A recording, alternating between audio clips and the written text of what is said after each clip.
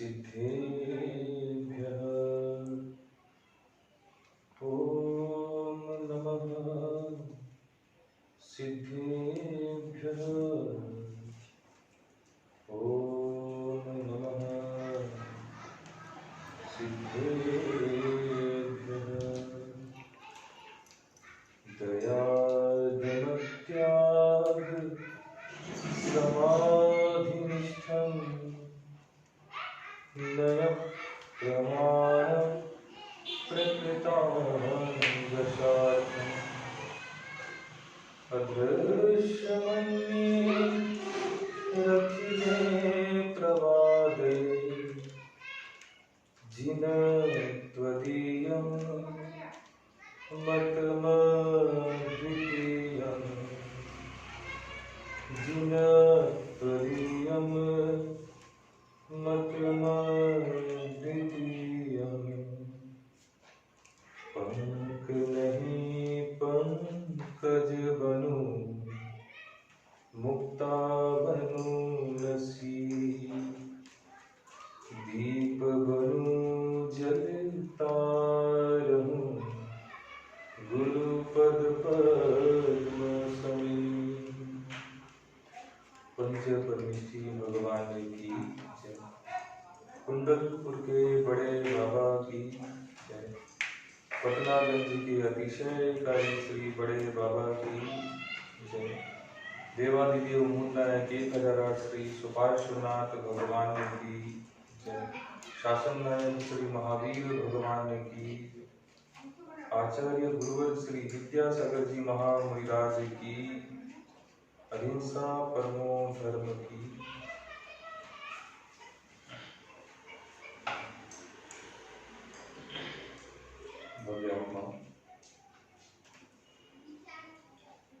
एक वृक्ष होता है खजूर का, जिसके फल बहुत मीठे होते हैं लेकिन बहुत दूर लगते हैं, और उस वृक्ष की यदि छाया लेने जाओ तो उसकी छाया हमें प्राप्त नहीं होती। एक वृक्ष होता है बरगद का, जिस वृक्ष की छांव तो बहुत घनी होती है लेकिन उस वृक्ष के फल किसी काम के नहीं। एक वृक्ष होता है बबूल का, उस बबूल के वृक्ष की न छांव घनी होती है और न ही उस बबूल के वृक्ष के कोई फल।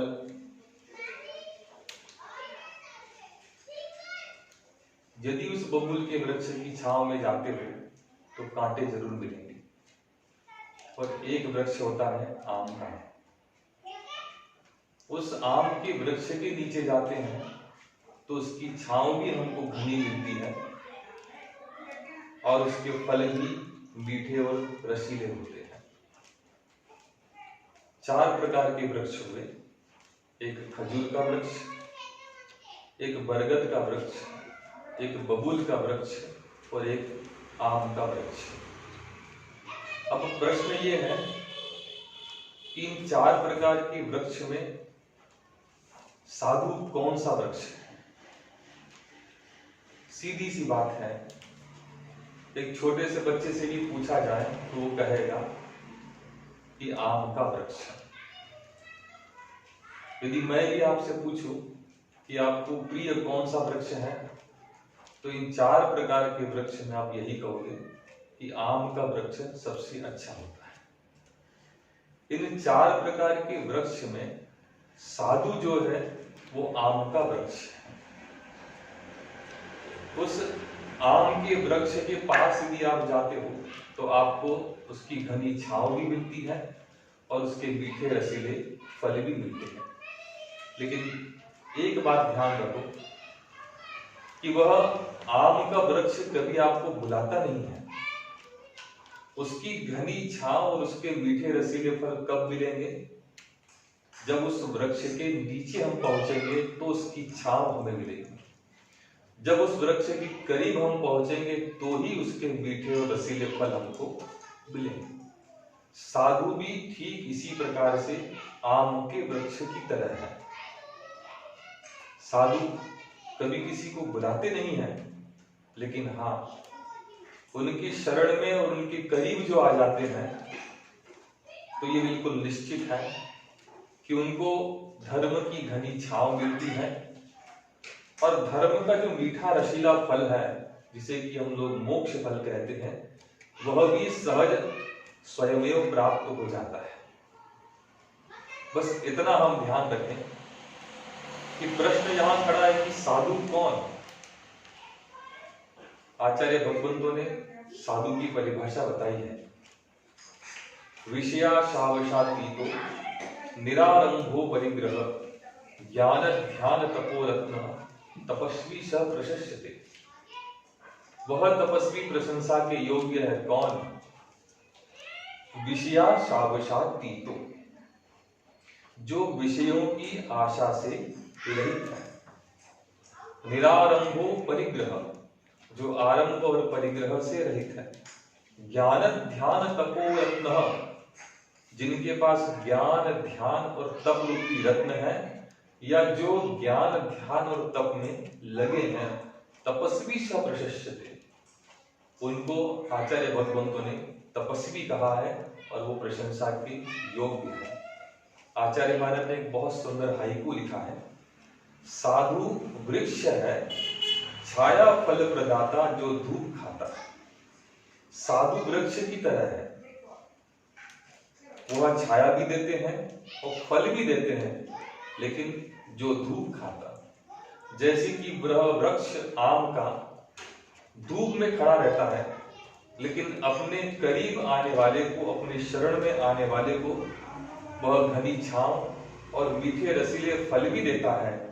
ठीक इसी प्रकार की साधु वृक्ष की तरह है, जो जीवन भर तप करते हैं, तपस्या करते हैं, लेकिन शरण में आने वाले को वह धर्म की छांव और उसका मीठा फल भी अवश्य प्रदान करते हैं।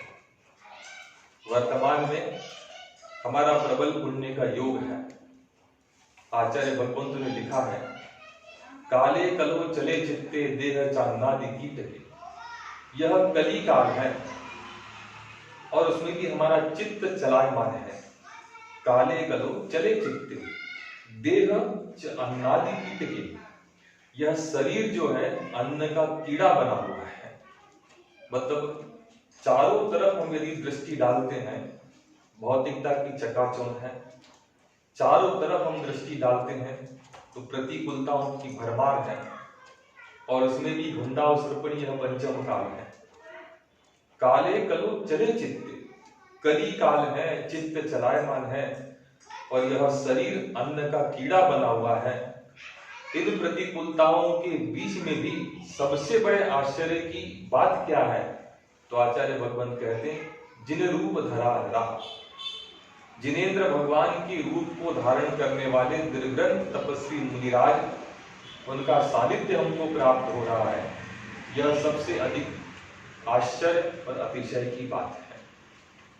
आज वर्तमान का परिवेश हम देखते हैं।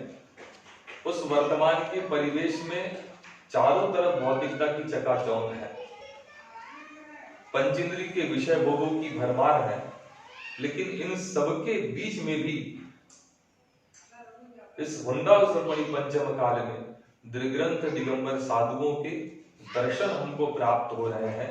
यह हम सभी के प्रबल पुण्य का उदय समझो। और उसमें भी इस युग में आचार्य शांति सागर महाराज जी की परंपरा में महान आचार्य श्री ज्ञान सागर जी महाराज, और उन्हीं की परंपरा में उनके शिष्य, हम सभी के आराध्य परम गुरुवर आचार्य विद्यासागर जी महाराज, जो हम सभी के समक्ष आज उनकी साधना और उनकी चर्या, ये सब कुछ हमें देखने के लिए प्राप्त होती है। यह हम सभी के प्रबल पुण्य का उदय है कि ऐसे निर्ग्रंथ तपस्वी मुनिराज आचार्य परमेष्ठी का दर्शन और उनका सानिध्य हमको प्राप्त होता है। ऐसे महान आचार्य परमेष्ठी यदि उन आचार्य परमिष्ठी के विषय में हम बात करें तो आखिर ऐसा कौन सा आकर्षण है कि जो हमें उनकी ओर आकर्षित करता है। न उनके शरीर पर कोई वस्त्र है, न उनके शरीर पर कोई आभूषण है, और न ही किसी प्रकार का शरीर पर कोई श्रृंगार है। मैंने एक बहुत अच्छी बात पढ़ी थी कि श्रृंगार यदि चांदी है तो सादगी सोना है। और आचार्य महाराज के जीवन पर और उनके व्यक्तित्व पर यह पंक्ति बिल्कुल ठीक प्रतीत होती है। दीर्घग्रंथ दिगंबर बुद्रा है और समय के अनुसार उनका शरीर भी क्रश होता चला जा रहा है, लेकिन आज भी उनका आकर्षण वही बना हुआ है। आखिर आचार्य भगवान का ऐसा कौन सा आकर्षण है जो हमें उनकी ओर आकर्षित करता है। आचार्य भगवान का ऐसा कौन सा व्यक्तित्व है जो हमें वह अपनी ओर खींच करके ले जाता है। आचार्य भगवंत पूज्यपाद स्वामी ने आचार्य भक्ति ने पंक्ति लिखी है, गुण मणि विरचित वपुषः, कि जो आचार्य परमेष्ठी होते हैं उनका जो शरीर होता है वो मूल गुणों की मणियों से खंचित होता है। और यही मूल गुण अर्थात जो आचार्य परमेष्ठी के 36 मूल गुण होते हैं, वे 36 मूल गुणों की मणियों से ही उनका पूरा शरीर खंचित होता है और वही आकर्षण हमें उस ओर खींच करके ले जाता है। आचार्य महाराज का व्यक्तित्व और उनकी चर्या हम सभी के समक्ष है। किसी कवि की ये पंक्तियां मुझे याद आ जाती है कि आचार्य महाराज को जब हम देखते हैं आज उम्र के इस पड़ाव पर भी, जब वे अपने कक्ष से बाहर निकल जाते हैं तो लोग उनके दर्शन पाने के लिए लालायित हो जाते हैं, लोग उनके चरणों को छूने के लिए लालायित हो जाते हैं। तो किसी कवि की ये पंक्तियां उनके उस रूप और स्वरूप को देख करके मुझे याद आ जाती है। इतना अनन्य का आकर्षण, इतना अनन्य का आकर्षण, चलता रही रह जाए खड़ा, सूरज को लगा दूसरा, धरती से सूरज निकल पड़ा।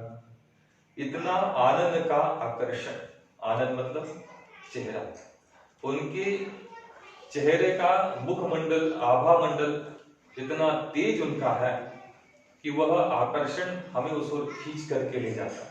इतना आनंद का आकर्षण चलता राही रह जाए खड़ा, कि जब उनके उस रूप और स्वरूप को हम देखते हैं तो चलता हुआ राही भी वहीं पर खड़ा हो जाता है। सूरज को लगा दूसरा, अब धरती से सूरज निकल पड़ा। सूरज को भी ऐसा लगता है कि अब धरती से भी कोई सूरज निकल करके बाहर आ गया है। ऐसे महान आचार्य परमेष्ठी जो मूल में तो साधु परमेष्ठी है, जिनकी साधना, जिनकी चर्या नित नए प्रतिमान गढ़ती चली जा रही है, ऐसे आचार्य भगवान का सानिध्य हम सभी को पुण्य योग से प्राप्त हो रहा है। आचार्य भगवान नेमिचंद्र सिद्धांत चक्रवर्ती देव ने द्रव्य संग्रह में आचार्य परमेष्ठी के व्यक्तित्व को परिभाषित करते हुए एक पंक्ति प्राकृत भाषा में लिखी है, अपम परम च झुंझई सो आयरी मुनि झेओ। अर्थात ऐसे आचार्य परमेष्ठी का हम हमेशा ध्यान करें जो अपने कल्याण के साथ साथ पर के कल्याण में लगे हुए हैं। और आज हम आचार्य महाराज को देखते हैं तो वे आत्म कल्याण के साथ साथ पर कल्याण की भावना को लेकर के चल रहे हैं।